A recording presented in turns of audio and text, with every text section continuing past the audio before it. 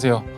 마지막 세션입니다. 오랜 시간, 귀한 시간 내주셔서 감사하고요. 이번 세션은 스마트 공장의 핵심은 설비 관리, 에너지 및 설비 데이터 기반 예지 정비 시스템에 대한 주제로 울랄라랩 주식회사 강학주 대표님 모셔보겠습니다. 네, 반갑습니다. 소개받은 울랄라랩의 강학주입니다. 네, 저희가 매년 요 컨퍼런스 이렇게 세미나를 진행을 하고 있는데 올해는 이제 코비드 이제 영향 때문에 이렇게 웨비나로 여러분들에게 인사를 드리게 됐습니다. 오늘 저희 발표해 주셨던 그 협력사들, 파트너사들의 솔루션들, 그리고 실제 저희가 이 매년 세미나를 만들 때 1년 동안 했던 경험들을 기반으로 한 내용으로 중심으로 발표를 드리고 있습니다. 그래서 여러분들이 들으시고 난 다음에 궁금하신 부분들이나 내지는 이제 회사들의 관심이 좀 가져주시고요. 그리고 엔스리엔 같은 경우에는 이제 AI 쪽, 특히 저 최근에는 이제 제조 데이터 AI 쪽에 굉장히 많은 이제 프로젝트를 지금 진행을 하고 계시고요. 그다음에 이노베이스 같은 경우는 실제 다중 데이터를 이용한 이제 효율성을 찾는 그런 프로젝트를 최근에 이제 경남 쪽을 주축으로 지금 프로젝트를 좀 많이 수행을 하고 계십니다. 그래서 여러분들이 고민되고 계시는 거, 그다음에 어려운 부분들을 언제든지 이야기를 주시면 큰 도움이 되지 않을까라는 생각이 듭니다. 일단 제가 발표할 내용은 저 앞 시간에서부터 쭉 전체를 다 연결한 그런 내용으로 진행이 될 겁니다. 일단은 제일 첫 시간에 그린 산단에 대한 이야기를 했죠. 그래서 제가 오늘 발표하는 내용 중에서 맨 마지막 과제 중에서 이제 산단공이 진행하고 있는 과제들 중에서 이제 사물 인터넷 검증 사업을 통한 에너지 검증 사업을 한 것을 사례로 말씀을 드릴 거고요. 그다음에 이제 앞단에서는 AI가 아까 이제 진행하는 프로세스에 대한 이야기를 했는데 좀 개괄적인 이야기를 좀 드릴 거고, 그다음에 이제 중간에서는 각 분야별 사례들에 대한 이야기를 간단하게 좀 정리를 해서 제가 발표를 드리는 걸로 하겠습니다. 먼저 스마트 팩토리에 대한 이야기부터 잠깐 풀고 이야기를 진행을 했으면 좋겠습니다. 최근에 저희가 스마트 팩토리에 대한 변화사항에 대한 것들은 굉장히 여러분들도 많이 체감을 하고 계실 거고 관심을 많이 가지고 있습니다. 그러면 이 스마트 팩토리가 어느 방향으로 갈 것이냐라는 이야기들이 이제 지금 최근에 더 부각이 되고 있죠.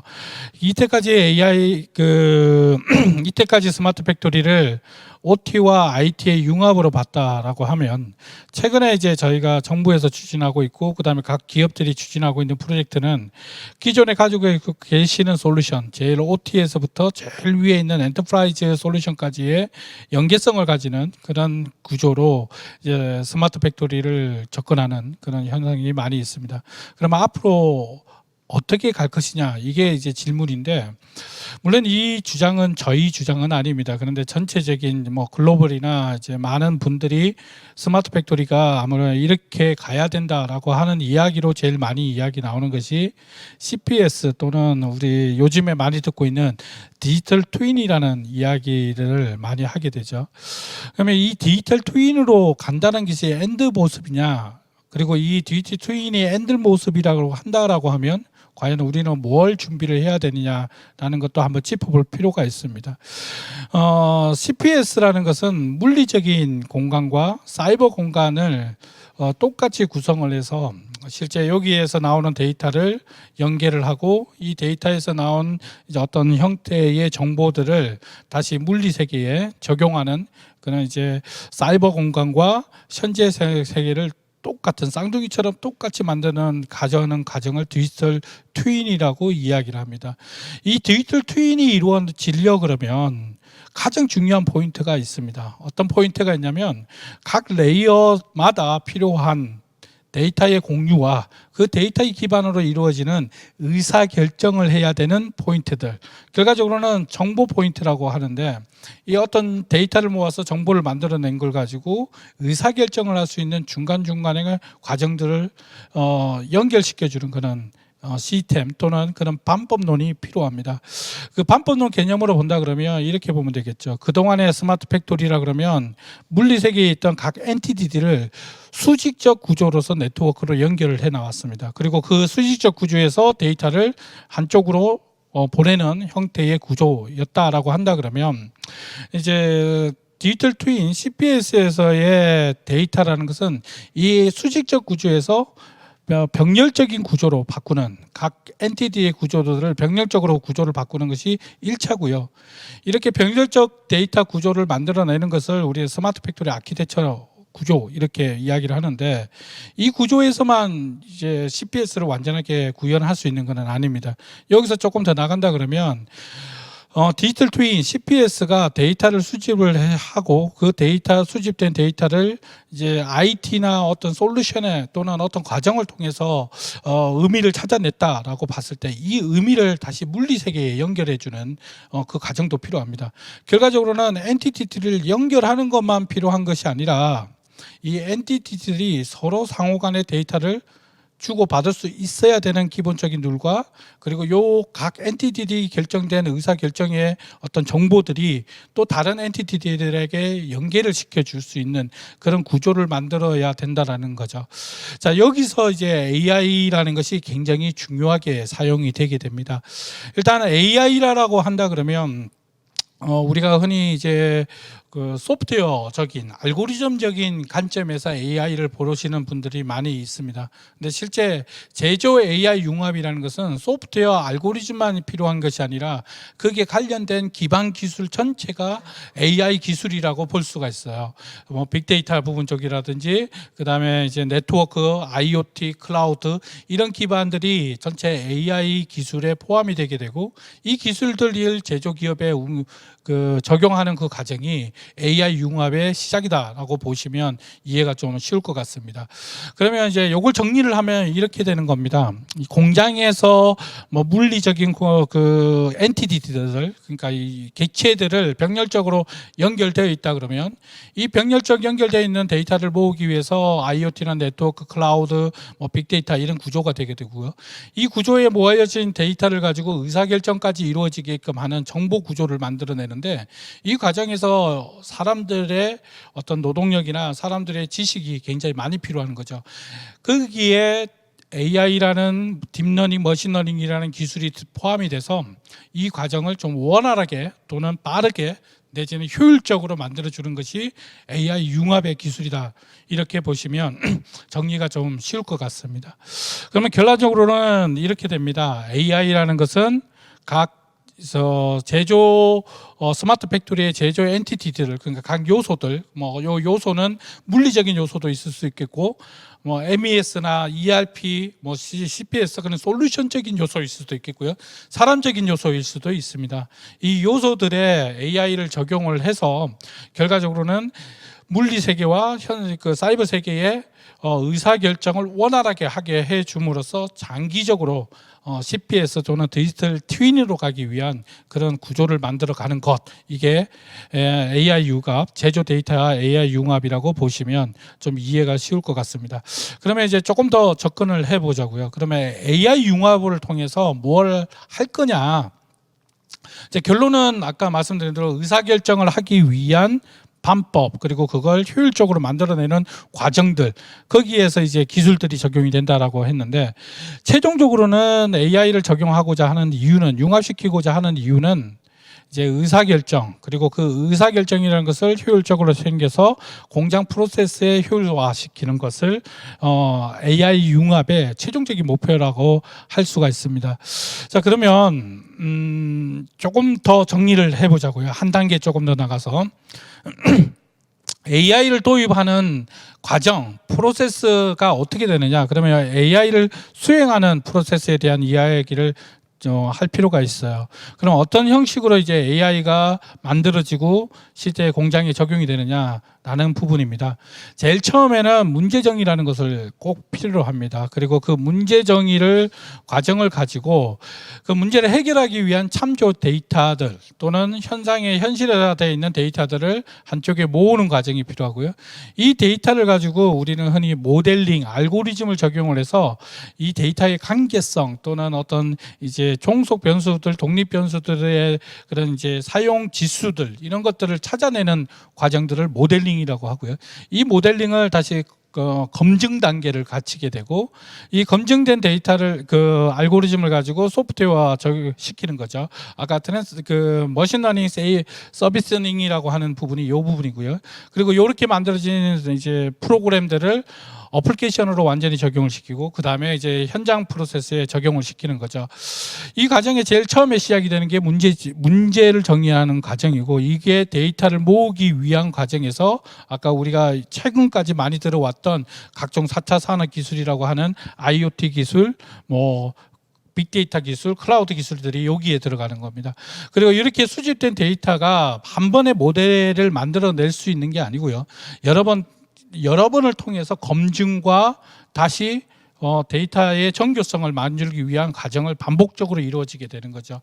실제 이제 우리가 AI를 소프트웨어적인 개발을 한다라는 부분이 바로 이 부분에서 계속 반복적으로 일어나는 겁니다.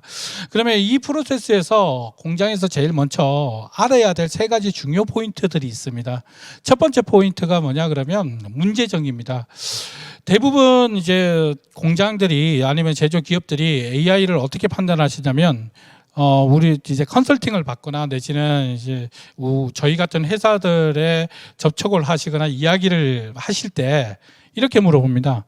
당신네들이 AI 기술이 있다 그러면 우리 공장에 뭘 했으면 좋겠어? 라고 물어봤어요. 오히려. 근데 그렇게 정의를 하게 되면 굉장히 어려운 과제가 되고요. 근데 그 전에 공장 내부에서 우리 공장에서 무엇을 해결할 것인가에 대한 정의는 뚜렷하게 먼저 있어야 되는 내용이죠. 그러니까 이 문제 정의는 크게 한 세 단계로 나눠지는 것 같습니다. 첫 번째로는 우리가 무엇을 이루고자 하는 목표가 무엇인가라는 정의고요. 두 번째는 어떤 문제를 해결할 것인가라는 거. 그다음에 그 문제를 해결하기 위해서 데이터가 필요한가, 어떤 데이터가 필요한가 이런 데이터들을 확인하는 작업까지가 문제 정의 영역에 속합니다. 아마 엔슬리 앤 클라우드 두 번째 섹션에서 이제 프로세스를 설명했던 그 요약 정도를 보시면 되겠는데 이게 첫 번째 해야 될 과정입니다. 이게 굉장히 중요하고요. 두 번째 중요한 포인트는 이 데이터를 어떻게 구성을 할 거냐라는 겁니다. 이제 지금은 데이터를 수집하는 것들의 과정은 아까 세 번째 섹션에 있었던 이노메스 같은 회사들이 얼마든지 데이터를 수집을 할 수가 있어요. 그리고 IoT 기술이라는 것도 있고 워낙에 이쪽 부분이 빠르게 발전돼서 충분히 해결할 수가 있는데 한 가지 오해를 하시는 게 어떤 게 있냐면요. 빅데이터를 많이 구성한다고 그래가지고 이 AI 또는 머신러닝이 정교화되거나 좋아지는 건 아닙니다. 그렇다고 또 너무 없어도 안 되죠. 그러니까 적절한 양의 데이터를 일단은 트레이닝을 하기 위해서 또는 모델을 만들기 위해서 만들어야 되는데 그것을 우리 흔히 데이터셋이라고 이야기를 합니다. 데이터셋이라 그러면 학습 AI에 쓰고 있는 데이터셋이라고 하면 크게 세 가지로 구성이 되거든요. 제일 첫 번째 이제 트레이닝 데이터라고 이야기를 합니다. 이 트레이닝 데이터라는 것은 현장에서 일어나는 온갖 데이터를 시계열상으로든 아니면 어떤 형태로든 이제 나열을 하고 분포를 만들어 놓는 것을 트레이닝 데이터라고 이야기를 합니다.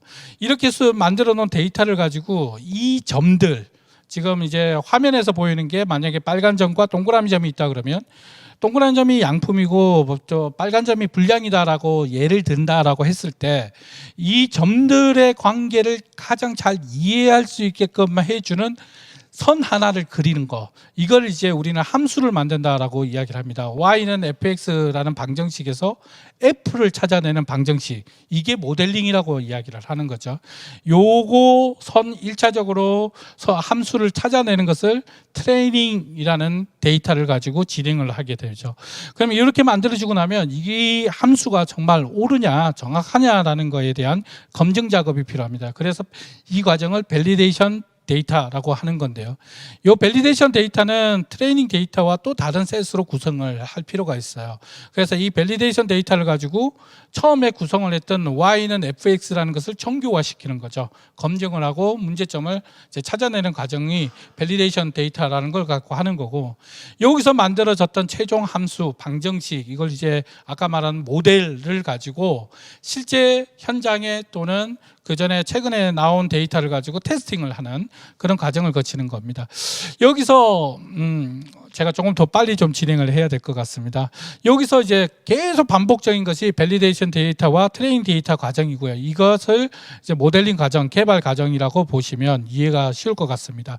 자, 그다음에 세 번째가 중요한 게 이렇게 만들어진 알고리즘 또는 소프트웨어를 어떻게 적용하실 것인가라는 것이 중요한데, 여기서는 프로그램으로 구현하는 것 자체를 어플리케이션으로 보시면 안 됩니다. 뭐냐면 프로그램으로 만들어진 결과물을 공장 운영 직원들의 그 사이에서 적용되게끔 만드는 게 중요해요. 그래서 비즈니스 어플리케이션으로 보셔야 되고, 공장에서 이렇게 나온 결과물을 실제 생산 활동에서 적용할 수 있는 환경을 만들어주는 것이 제일 중요한 세 가지 포인트라고 말씀을 드릴 수 있겠습니다. 다음은 이제 요 AI가 어디 분야에 적용이 어떻게 되고 있는지에 대해서 간략하게 좀 설명을 드리겠습니다. 첫 번째로는 생산관리 분야입니다. 실제 이 생산관리 분야는 우리가 목표로 하는 가장 이상적인 모습일 거고요. 어떻게 보면 CPS와 가장 유사한 그림이라고 할 수가 있습니다. 그런데 이 생산관리에서의 AI 적용은 가장 많은 데이터를 요구를 합니다. 제일 처음에 이제 영업 수주 데이터에서부터 생산 계획, 그리고 중간에 있는 원재료 공정들 데이터, 그다음에 출하되는 재고 데이터, 그다음에 소비자에 대한 수요까지의 데이터들을 포괄을 할 수가 있어야 되고요. 그러다 보니까 제일 어려운 과제이고 지금 현재 가고자 하는 가장 이상적인 모습에서 적용이 되는 건데, 실제 이제 생산 관리까지 적용하는 시적이 최근 중소기업에서 또 조금씩 이제 이루어지고 있고요. 대기업 쪽에서는 대부분 이제 이런 구조 체계를, 인프라를 어느 정도 갖추고 있는 상황이고요. 아마 이제 앞으로 가장 관심을 가져야 될 부분이기도 하지 않나 싶기도 합니다. 그 다음에 두 번째, AI를 가장 많이 적용하는 부분 쪽으로는 품질 관리 부분 쪽입니다. 아마 많이 들어보셨을 건데 머신 비전이라는 영역이거든요. 이전의 비전 반법과 머신 비전은 어떻게 차이가 나느냐면요. 이전의 비전은 양품과 분량, NG의 샘플 데이터를 미리 만들어서 넣어놓고 그거와 다른 이미지를 찾아서 불량이다라고 확인을 하는 과정이라 그러면, 머신 비정은 이 샘플링 작업 자체도 알고리즘에 의해서 만들어내는 거죠. 그리고 최근에 이 알고리즘들이 이제 딥러닝, 뉴럴 네트워크 이런 쪽에서 굉장히 효율적이다라고 이제 밝혀지면서 최근에는 이미지뿐만 아니라 생산 과정 중에 일어나는 시그널 데이터도 이런 과정을 거쳐서 품질을 찾아낼 수 있다. 아까 이노메스의 사례 중에 하나이기도 하죠. 이런 쪽으로 확대가 되고 있습니다. 세 번째로는 설비 관리 부분이고 예지 보전 부분 쪽입니다. 가장 관심이 많이 된 부분이고, 이 부분은 아마 이제 많이 들어보셨던 영역이 아닐까라는 생각이 듭니다. 세 번째 영역은 에너지 관리 부분 쪽입니다. 에너지 관리 부분 쪽은 일차적으로는 이런 게 있습니다. 이전에 있어 왔던 팸스 같은 경우에 피크 타임 예측이라는 거에서도 머신러닝이 들어가 있지만, 실제 단순히 전력량만 가지고 보는 게 아니라 전력 안에 갖고 있는 많은 요건들이 다른 데이터와 융합이 되면서 효율성을 높일 수 있다는 거죠. 근데 여기서 중요한 게 에너지 데이터, 특히 전력 데이터에 관련된 데이터는 신뢰성이 상당히 높습니다. 진동 센서나 온도 센서 같은 경우는 외부적 변수들이 굉장히 많은데, 전력 데이터는 그게 공장에서 사용하는 센서들 중에서도 가장 신뢰성이 높은 부류 중에 하나에 속하거든요. 그리고 최근에는 이제 에너지 관리에 대한 니즈들이 올라감으로써 이 에너지 관리 부분 쪽에 AI를 적용하는 사례들이 굉장히 빨리 늘어나고 있고, 제가 사례로 발표 드릴 게 바로 이 영역이기도 합니다. 그 다음에 마지막으로 안전관리 영역도 많이 발전이 되고 있습니다. 특히 비전 쪽으로 해서 많이 발전이 되고 있는데, 카메라도 굉장히 많이 저렴해졌고요. 알고리즘도 굉장히 많은 스타트업이나 알고리즘들도 발전이 되고 있어서 공장에서 일어나는 거의 대부분의 문제들은 해결할 수 있다라고 해도 뭐 간이 아닐 정도로 발전이 되어 있습니다. 예, 샘플로 제가 몇 가지를 내놨는데 뭐 움직임 감시라든지 뭐 작업복 감시라든지 화재 감시라든지 심지어는 사람과 물체를 분류해서 뭐 이런 거 있죠. 지게차가 움직이는데 사람이 가까이 왔느냐 안 왔느냐 이런 것까지도 제가 관리가 가능한 것이 바로 이 부분입니다. 그러면 이제 마지막으로 제가 시간이 별로 없어서 빠르게 사례를 저희가 산당공의 사물 인터넷 검증 과제를 같이 수행한 것을 제가 설명을 좀 드리겠습니다. 제가 초창기에 저 위에서 AI 융합이라는 과정은 이렇게 거친다라고 제가 프로세스를 설명을 드렸는데 이걸 쭉 펼쳐놓으면 8단계 정도로 이렇게 거치게 됩니다. 문제 정의에서부터 비즈니스 적용까지. 그럼 제일 처음에 이 과제에서 문제 정의는 어떤 문제 정의를 이루었냐 그러면요. 일단은 정부 차원에서 또는 이제 큰 대의적인 차원에서는 에너지 관리의 효율성을 높일 필요가 있다라는 배경이 있었고요. 그리고 또 공장 내부에서도 단순히 우리가 에너지 얼마 사용했어라가 중요한 게 아니라 그걸 조금 더 깊은 에너지 관리를 요구를 했다라는 거죠. 그래서 5군데 공장에서 공통적으로 나왔던 게 뭐냐면 에너지를 공정별 설비별로 세부적으로 관리하고 싶다라는 게 하나였고 그걸 통해서 또 다른 정보들 또 다른 가치를 갖고 싶다. 그 중에 하나가 가동률이나 생산율 그 데이터였고 그 다음에 설비 상태를 진단하고 싶다. 이런 것들이었습니다. 그러면 이제 이런 문제를 가지고 해결하기 위해서 첫 번째 적용한 것은 그러면 데이터를 어떻게 수집할 것인가 그리고 어떤 데이터를 수집할 것인가에 대한 정의입니다. 그래서 이제 이런 데이터 설비 상태는 이런 데이터 에너지 데이터는 이런 데이터 세 번째 섹션에서 들으셨던 이노메스 사례하고 유사한 사례죠. 근데 조금 다른 요건들은 이제 문제 정의를 할 때 어떤 요건들을 더 요구를 하느냐에 따라서 요 데이터의 종류들은 달라질 수 있고 변화될 수 있다라는 거죠. 그러면 여기 데이터를 수집을 하기 위한 시스템을 아키텍처를 그리게 되고요. 이 아키텍처별로 세부적으로 어떤 센서에 어떤 설비에 어떻게 적용할 것인가에 대한 계획을 수립을 하게 되고 그걸 이제 공장에 설치를 하게 됩니다. 그러면 이렇게 해서 설치가 되고 나면 데이터가 수집이 되겠죠. 그러면 데이터 수집이 될 때 중요한 게 데이터셋이라는 것을 만들어야 됩니다. 그럼 기본적으로 데이터 종류는 에너지 데이터, 설비 관련 데이터 그리고 이 데이터들은 각각의 주기를 어느 정도 수집을 하겠다. 라는 정의 그리고 어떤 특성을 가지고 있다라는 정의 그럼 이거는 데이터 타입 정의가 되겠고요. 그러고 난 다음에 아까 트레이닝을 하기 위한 데이터셋을 구성을 해야 되겠죠. 트레이닝 데이터는 2개월 정도의 데이터를 수집을 해서 약 40만 건 데이터를 트레이닝 데이터로 보겠다. 그 다음에 이걸 검증하는 데이터는 약 2주간 정도로 해서 8만 건 그 다음에 테스팅은 다시 좀 많은 데이터를 가지고 1개월 정도 데이터를 가지고 20만 건 이상의 데이터를 가지고 검증을 하겠다. 이런 계획을 세우고 이 데이터를 요 특성에 맞게끔 이제 수정하고 수집하라고 분류를 하는 겁니다. 그러면 이렇게 수집된 데이터를 각각에 어떻게 적용을 했냐 그러면요. 아까 말씀드린 대로 현장에서부터 클라우드까지 본다 그랬으면 현장에 가까이에 있는 데서는 딥러닝 알고리즘을 적용을 했고요. 그 다음에 뒤에 클라우드 쪽에는 머신러닝 알고리즘이라는 것을 적용을 했습니다. 그러면 왜 이것을 선택을 했냐 그러면요. 머신러닝 알고리즘, AI 알고리즘은 굉장히 많은 종류의 알고리즘들이 있습니다. 그래서 이제 특히 크게 나눈다 그러면 이제 지도학습, 비지도학습, 광학습 이렇게 세 가지가 나눠지게 되는데 이 중에서 저희가 선택한 것은 먼저 첫 번째로는 비지도학습이라고 하는 뉴런 네트워크 방식의 딥러닝 방식을 선택을 한 거고요.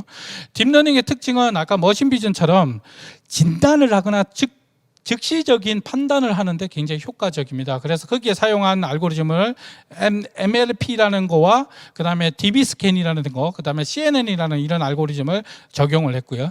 그 다음에 지도학습 쪽에는 머신러닝 알고리즘을 적용을 했습니다. 여기에서는 수집된 에너지 데이터와 그리고 이제 그 설비 상태의 데이터, 1차 딥러닝을 통해서 나온 설비 데이터들을 상관관계를 분석을 해야 되기 때문에 이제 머신러닝 알고리즘을 적용한 거죠. 주로 이제 적용한 알고리즘은 크게 세 종류가 됩니다. 그래서 뭐 다중 선형 회귀 분석이라는 거하고 다중 로지스틱 그 레그레이션이라는 거와 그다음에 K-MEMS라는 방식을 여기다가 적용을 한 거죠. 그러면 이렇게 적용한 것을 어떤 프로세스로 적용을 하는 거냐면요. 아까 요 단계까지 네 번째 단계까지 정리를 해놓은 거예요. 제일 처음에 데이터를 정리를 했고 문제 정리는 제일 끝에 있습니다. 데이터를 정리를 했고 이 데이터의 시그널이 어떻게 되고 여기에 각각의 머신러닝과 딥러닝 알고리즘을 이렇게 적용하고 여기에서 어떤 의미를 만들어내겠다라는 것을 중간에 모델링과 함께 수행을 하는 거고 요걸 가지고 검증을 하고 트레이닝을 해서 최종적으로 목표를 달성하는 과정으로 가져가는 거죠. 그럼 조금 더 세부적으로 들어가 보기로 하겠습니다. 여기서 사용되는 이제 알고리즘들에 대한 내용들입니다. 저희가 요 사례에서 썼던 첫 번째 알고리즘 중에 아까 딥러닝과 머신러닝이 있는데 그 중에서 머신러닝 알고리즘 중에 이제 MLR이라는 걸 사용을 했었죠. 그러면 여기에서 검증을 해야 됩니다. 이게 정말 실제적으로 잘 되는 알고리즘이냐라는 걸 검증을 할 때 저희는 오토에코드라는 알고리즘을 다시 사용을 해서 비슷한 유사한 설비들이 과연 그 알고리즘하고 비슷한 결과치를 나오는지를 검증을 하는 과정을 거친 거고요. 그걸 다시 이제 우리는 임베딩 분석 또는 클래시피케이션 그리고 군집합 알고리즘 이런 것들을 이용을 해서 요걸 다시 한번 더 검증을 하는 거죠. 그래서 최종적으로 이 모델의 이 알고리즘이 그리고 여기서만 도출됐던 그 함수들이 방정식들이 이제 소프트웨어로 만들어지게 되고 그 소프트웨어를 가지고 이제 서비스로 적용을 하는 거죠. 그러면 이제 적용하는 단계는 이렇게 되는 겁니다. 딥러닝 아키텍처는 시스템에서 이렇게 적용할 거고 머신러닝 알고리즘에서는 아키텍처를 이렇게 하고 DB는 이렇게 구성을 해서 이제 요 소프트웨어를 개발하겠다. 그리고 요걸 적용하기 하면 결과적으로는 이런 화면이 되는 거죠. 요거는 제일 밑단에 있는 로우 데이터의 그림이고요. 이 로우 데이터를 공장에서 직접적으로 보기에는 힘이 들겠죠. 그래서 요거를 이제 어플리케이션으로 좀 적용을 시켜주는 겁니다. 어떻게 적용을 시켜주냐면 대시보드 또는 상세 페이지 다는 원인 분석에 대한 부분들.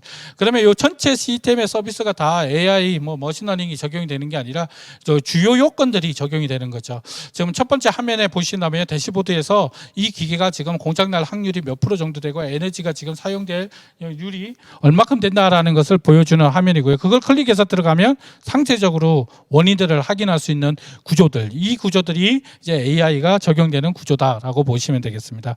그래서 이제 맨 마지막에 이렇게 만들어진 시스템이 처음에 저희가 이제 시와 반월공단에 산단공하고 같이 했던 프로젝트에서 5개 기업이라 그러면 이 5개 기업이 이런 식으로 이제 서비스가 만들어진 거고 지금 실제 이 프로젝트가 완료된 거는 아닙니다. 지금 12월 달에 지금 완료가 되고 내년에는 다시 이 데이터를 검증하는 이제 적용하고 나서 또 현장에서 신뢰성이 있는지를 검증하는 단계가 또 한 2, 3개월 정도 진행이 되죠. 그래서 이렇게 해서 서비스가 된 게 이제 산단공하고 했던 그린 산단의 사물 인터넷 검증 사업으로 진행을 했던 과제입니다. 제 발표는 여기서 마치기로 하고요. 제가 조금 늦어졌는데 서두가 너무 길었죠. 네. 질문 있으시면 질문해 주시기를 바랍니다. 솔루션을 통해 데이터를 통한 불량 예측을 하려면 장기간 데이터를 수집해야 할 것 같습니다. 정확한 불량 예측이 되기까지 많은 시간이 필요할 텐데 데이터를 통한 불량 예측 전 단계가 휴먼 에러 방지로 생각됩니다. 휴먼 에러를 관리할 수 있는 방안이 있을까요? 이게 가장 어려운 부분 중에 하나입니다. 원래 이제 머신러닝 알고리즘을 만든다, 방정식을 만든다 할 때 우리 아까 제가 잠깐 보여드렸는데 Y는 fx라는 그 공식에서 맨 끝에 붙는 하나의 기호가 하나 더 있어요. 이 기호가 뭐냐면 변수거든요. 변수. 이 변수는 모든 현장에 발생이 될 수 있는 이걸 최소화하는 게 굉장히 중요해요. 근데 이게 어려운 게 뭐냐면 이 맨 끝에 있는 이 변수가 기여하는 거에 가장 큰 요인이 휴먼 에러입니다. 공장에서 일어나는 휴먼 에러 때문에 이 변수가 가장 많이 일어나거든요. 근데 이걸 이제 완전히 없앨 수 있는 방법이 없습니다. 그래서 원래는 제일 좋은 방법은 알고리즘 만드는 거에서 데이터 수집해서 알고리즘 만드는 단계까지 이 작업자가 정형화되어 있는 최대한 운영 프로세스대로 일을 하게끔 만드는 게 가장 중요하긴 하거든요. 근데 그게 현실적으로 거의 어렵죠. 왜냐하면 공장이 그렇게 운영을 할 가능성이 거의 없기 때문에. 그래서 필요한 게 데이터의 양입니다. 물론 아까 제가 빅데이터처럼 무조건 많은 양이 필요하다는 건 아닙니다. 근데 적절한 그걸 휴먼 에러를 걸러낼 수 있는 양이 어느 정도 모여야 되거든요. 예를 들어서 이렇게 보겠습니다. 시그널이 아까 그 세 번째 섹션에 이노메스가 발표한 내용 중에 그게 포함이 되어 있거든요. 시그널이 이렇게 이제 완만한 이렇게 등각선의 시그널이 계속 나오는 겁니다. 분석을 해봤더니. 그러면 여기서 휴먼 에러가 나온다 그러면 여기서 한 포인트씩 올라갈 겁니다. 한 포인트씩. 근데 실제 정상적인 구간은 등선으로 계속 나오는 거죠. 그러면 이 등선이 굉장히 만약에 이 등선 데이터가 10만 개가 있다라고 하면 이걸 표준 데이터라고 보는 거고, 어쩌다가 나오는 이 톡 튀는 이런 데이터들은 우리는 이제 요거는 오류 데이터라고 보는 거죠. 그러니까 필요 없는 전처링을 해야 되는 데이터, 이렇게 보시면 되겠습니다. 휴먼 에러들도 거기에 같이 이렇게 표시가 되기도 하거든요. 근데 그래도 그거는 이제 데이터 이론상에서 가능한 이야기인데, 실제 휴먼 에러 부분 쪽은 공장 의지와 굉장히 맞물려 있기 때문에 공장 쪽의 협조가 굉장히 중요한 거고요. 그 이제 저희 같이 분석을 하거나 시스템을 만드는 회사들 입장에서는 최대한 데이터 관점에서 걸러낼 수 있는 방법들을 세우는 거죠. 그래서 중간중간에 이벤트 정의라는 것을 하게 되거든요. 그 이벤트 정의를 가지고 이 시그널은 그냥 데이터만 보고 하는 게 아니라 이 시그널은 뭐 어떤 작업을 해서 일어났던 거야 라는 이런 이벤트 정의가 필요한 거죠.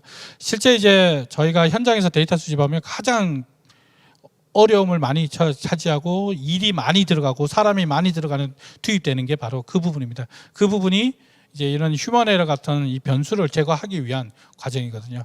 아마 이거는 계속 발전이 돼야 될, 연구돼야 될 부분이 아닌가라는 생각이 있습니다. 네, 두 번째 질문입니다. 지금 수행하고 있는 산단 프로젝트 한 건의 데이터셋의 크기, 용량이 어느 정도 되는지요? 독립변사가 몇 개이고 데이터행이 몇 개 정도 되는지 궁금합니다.라는 질문이네요. 네. 지금 이제 데이터셋 전체 데이터는 굉장히 많습니다. 지금 현재 전체 데이터셋은 저희가 이제 테라급으로 넘어가 있는 상태고요. 지금 불과 3개월 모았는데 테라급으로 넘어가고 있는 상태고요. 여기서 이제 저희가 분석을 하고자 하는 데이터셋은 전체 데이터로 하면 1,100만 건 정도 됩니다. 건수로는 1,100만 건 정도 되고 용량으로는 약 한 40기가 정도 됩니다. 40기가 되고 그 정도 데이터를 가지고 있고요. 지금 현재로는 데이터가 계속 학습이 되고 모이고 있으니까 지금 이제 최근에 지난주까지는 이제 60기가 정도의 데이터고, 그중에서 트레이닝 데이터가 거의 대부분을 차지합니다. 거의 데이터 전체 용량의 거의 70%를 차지하고요. 그다음에 밸리데이션 데이터가 그다음에 20에서 30% 차지합니다. 그다음에 이제 지금 트레이닝 맨 끝에 테스트 데이터는 지금도 계속 돌아가는 거니까 이거는 계속 쌓이면서 진행이 되겠죠. 그래서 이제 이 정도 데이터를 가지고 지금 진행을 하고 있는데, 아까 말씀드린 대로 이걸 가지고 100% 검증이 되지는 않습니다. 그래서 이제 이 과제가 이제 내년 2, 3월까지 계속 진행이 돼야 되는 이유도 바로 여기에 있습니다. 그렇게 되면 이제 데이터셋이 정확하게 이런 데이터 어느 정도까지는 그 공장에서 대표성 데이터로 만들어낼 수 있게 되겠죠. 네. 또 하나 질문. 데이터를 활용하는 과정에서 개인정보 보호 및 데이터 공유 관련 법규들의 이슈들이 있는데요. 현업에서 어떠한지 좀 궁금하다고 하시네요. 예, 이 질문은 아까 세 세션에서 다 나온 것 같아요. 보안은 어떻게 하느냐, 이슈 이게 서로 공유를 하게 되면 여기에서 일어날 수 있는 여러 가지 상황들을 어떻게 해결하느냐. 아까 제 첫 번째 섹션에서 우리 그 실장님께서 말씀하신 대로 실제 정부에서도 제조 데이터를 공유하는 거에 대한 법규나 규정을 만들고 있습니다. 그리고 앞으로는 그 규정대로 데이터를 모아라. 예를 들어서 생산 제조 데이터의 데이터 안에는 어떤 특정 기업을 지청하거나 내지는 어떤 그 기업에 가지고 있는 노하우를 포함할 수 있는, 유추할 수 있는 그런 데이터들을 데이터셋에서 포함을 하지 않게 만든다든지, 아니면 또는 이제 데이터 공유에 대한 이제 베네핏을 준다든지, 이런 거는 이제 정책적 관점에서 접근을 하는 거고요. 아까 이제 중요하게 이야기 나왔던 것 중에 하나가 데이터가 이렇게 수집이 되면 실제 이 데이터가 그 기업의 특성 데이터이기도 하지만 실제 이 데이터를 낱개로 봤을 때, 데이터셋으로 봤을 때는 그 기업의 노하우를 표현하기에는, 유추하기는 좀 어렵습니다. 그래서 최근에 해외 같은 경우는 이 데이터셋을 공유하는 운동이 상당히 많이 발전이 되고 있거든요. 예를 들면 보쉬 같은 경우에는 600메가 정도의 데이터셋을 자사 중앙 공정의 데이터를 공유를 해놨고요. 그 인터넷에 공유를 해놨어요. 인터넷에 600메가 정도의 데이터를 공유를 해놓고 그 데이터를 가지고 얼마든지 학습하고 알고리즘 만들어보고 테스트해봐라. 그 대신 그 중에서 좋은 알고리즘이 나오면 우리한테 보내주면 우리가 돈을 주겠다. 그래서 3만 불을 이제 걸어놓은 거죠. 그래서 한 4년 동안 진행을 하고 있는데 그 진행하는 과정 중에 2만 6천 건 정도의 그 알고리즘이 만들어졌고요. 프로그램이 만들어졌고 그 중에서 보이시가 채택한 거는 1만 3천 건 정도의 알고리즘을 보이시가 채택을 했거든요. 그러니까 데이터셋을 만든다는 것은 그 기업의 모든 것을 공유한다는 의미는 아닙니다. 근데 저는 이렇게 생각합니다. 이게 물론 모든 기업의 정보를 다 공유해서는 안 되겠지만 내가 얻고자 한다 그러면 나도 무언가를 내놓을 수 있어야 된다. 이게 이제 우리 그 마인드의 문제다라고 하는 거거든요. 그다음에 이 마인드에서 또 필요한 게 리터러시 마인드도 필요하죠. 아, 이걸 어떻게 써야 되겠다. 그리고 이걸 어떻게 악용하지 않겠다라는 이런 서로 간의 협약, 저런 서로 간의 관계가 필요할 것 같습니다. 그게 이제 협업 문제일 거고, 최근에 이제 정부가 제조 데이터 댐이라는 걸 만들고 있습니다. 산단공인에서도 만들고 있고, 그다음에 많이 만들고 있습니다. 그렇게 되면 좀 더 이걸 활성화시키는 그런 정책으로 가지 않을까. 그리고 이런 해외적 성공 사례들을 국내에서도 많이 볼 수 있지 않을까라는 생각이 듭니다. 네, 대표님 답변 내용이 이제 공유하는데 데이터 공유하는데 좀 많은 발전이 있었으면 좋겠습니다. 마지막까지 고생 많이 하셨습니다. 감사합니다. 네, 감사합니다. 네. 수고하셨습니다.